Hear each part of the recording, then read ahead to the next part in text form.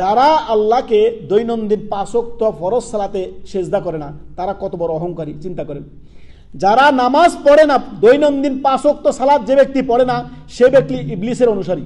কারণ আল্লাহ তাআলা বললেন সমস্ত ফেরেশতাদেরকে ওয়াইদ কুলনা লিল মালাইকাতি ওয়াসজুদু লি আদম, যখন সমস্ত ফেরেশতাদেরকে বলল যে তোমরা আদমকে সেজদা করো, সবাই সেজদা করলো ইল্লা ইবলিস, ইবলিস ব্যতীত।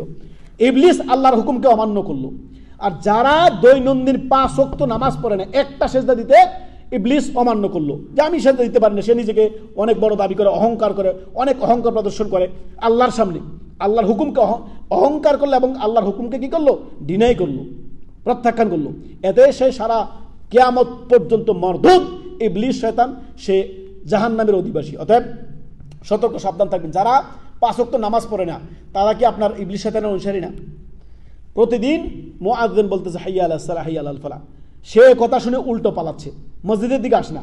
তো আমরা জানি যে যখন আজান দেওয়া হয় তখন ইবলিস শয়তান উল্টো পালায়, বায়ু ছাড়তে ছাড়তে ছাড়তে তার কানে কি কিনা হয়, তার কানে আজানের শব্দ না যায়। তো যারা নামাজের আজানের শব্দ শুনে, আজানের ডাক শুনে, মুআজ্জিনের ডাক শুনে উল্টো পালায়, তারা কি ইবলিসের অনুসারী না? তারা কি অহংকারী না? ইবলিস একটা সেজদার করার না একটা সেজদা অস্বীকার করার কারণে চিরতরে বিতাড়িত হইল আল্লাহর রহমত থেকে। আর সে প্রতিদিন দৈনন্দিন 5 ওয়াক্ত নামাজ পড়ে না, তারপরে বলতেছে নামাজ না পড়লে কি হয়েছে, ইমান ঠিক আছে। এই ইমানের দাবি মিথ্যে মিথ্যে মিথ্যে।